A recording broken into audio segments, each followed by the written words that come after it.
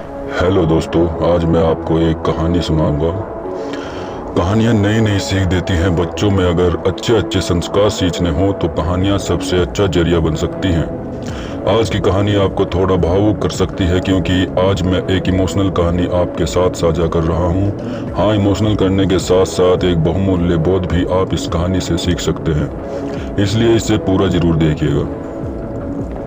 एक बूढ़े भिखारी की अनोखी कहानी। हर एक दिन भिखारी दरवाजे के पास आकर भीख मांगता था और घर का मालिक हमेशा घर के बाहर आते ही उसे देखकर फिर जाया करता। कई बार उसके लिए गालियां ही बकता। वो कहता, तू जिंदा ही क्यों है?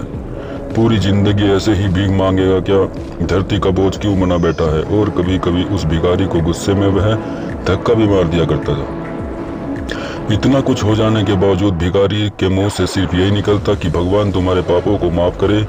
एक बार सेठ को धंधे में बड़ा नुकसान होने की खबर मिली। सेठ बहुत परेशान था कि तभी उसके दरवाजे पर वह भिखारी फिर आया।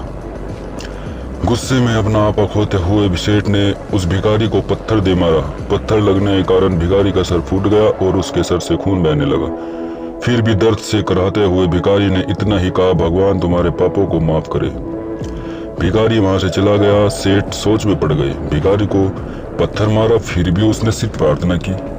सेठ का गुस्सा शांत हुआ, सेठ का मन शांत हुआ। का रहस्य जानने के लिए सेठ ने भिखारी का पीछा करना शुरू कर दिया। भिखारी जहां जहां जाता, सेठ उसके पीछे जाता।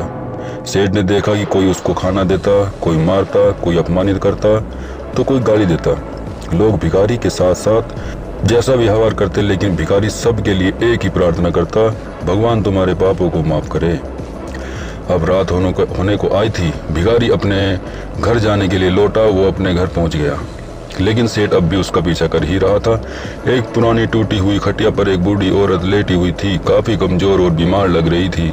वह भिखारी की पत्नी थी। शायद अपने पति को वापस आता देख वह खाट से उठ खड़ी हुई। अपने पति के भीख वाले कटोरे में देखा, उसमें सिर्फ आधी बासी रोटी थी। उसे देखकर वह बोली, आज बस इतना ही मिला?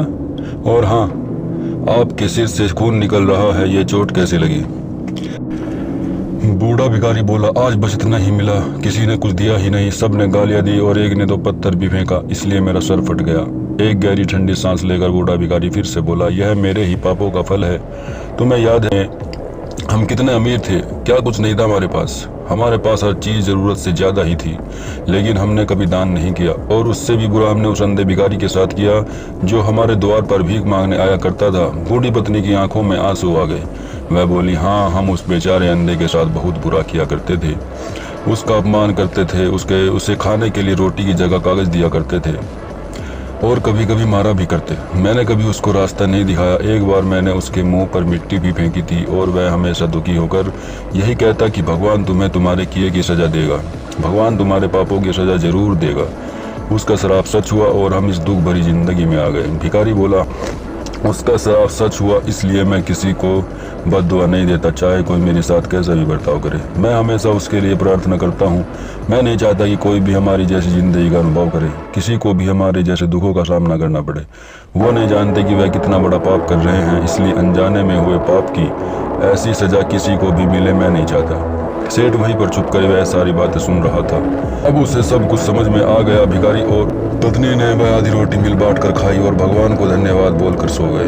अगले दिन बड़ा भिखारी फिर से भीख मांगने गया। सेठ के घर के पास जाते ही सेठ ने पहले से गर्म रोटियां उसके लिए निकाल कर रखी थी। उसे देते हुए सेठ विनम्रता से बोला, माफ कर दीजिएगा बाबा, उससे बहुत बड़ी गलती हो गई। बूढ़ा भिखारी बोला, भगवान तेरा भला करे। इतना कहकर वह आगे निकल गया। इस कहानी से जो सीख लेने लायक है वह बड़ी ही सिंपल है कि आदमी चाहे किसी के बारे में बुरा कहे या भला करे, लेकिन भगवान सिर्फ कर्म के हिसाब से उसको फल देता है। क्या हुआ अगर भगवान नहीं दिखता है, लेकिन वह बात बिल्कुल सच है, उसके खाते में सबका हिसाब बहुत बहुत पक्का होता है। इसलिए जब किसी के लिए कुछ भी करो तो अच्छा ही करो। इसी तरह की और वीडियो देखने के लिए इस चैनल को सब्सक्राइब करें और वीडियो को लाइक और शेयर करें। और यह कहानी आपको कैसी लगी कमेंट बॉक्स में बताएं। फिर मिलते हैं किसी और कहानी के साथ। जय हिंद, जय भारत।